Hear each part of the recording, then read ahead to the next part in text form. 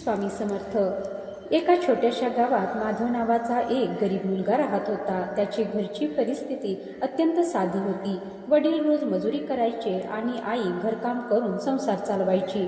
माधवला शिकून मोठे व्हायचे होते, पण गावातील काही लोक त्याला नेहमी म्हणायचे, तुझ्या परिस्थितीतून तू काय मोठे करणार, आधी 2 वेळचं पोट भर. ही वाक्य ऐकून माधवला वाईट वाटायचं, पण त्याने हार मानली नाही.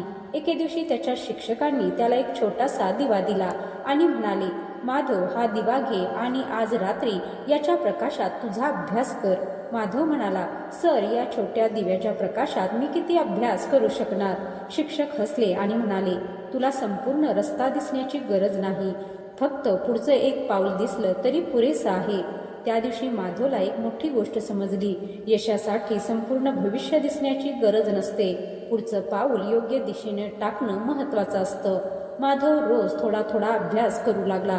अनेक अडचणी आल्या, अपयश आलं, लोकांनी टोमणे मारले, पण त्याने प्रयत्न सोडले नाहीत.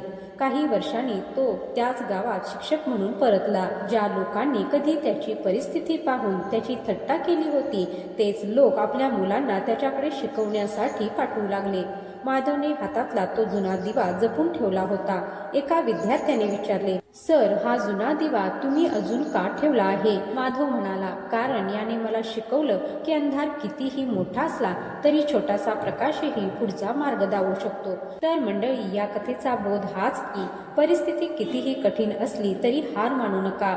मोठं ध्येय साध्य करण्यासाठी रोज एक छोटं पाऊल उचला, कारण छोट्या प्रयत्नानेच एक दिवस मोठ्या यशात रूपांतर होते. हे कायम लक्षात ठेवा. जय श्री स्वामी समर्थ.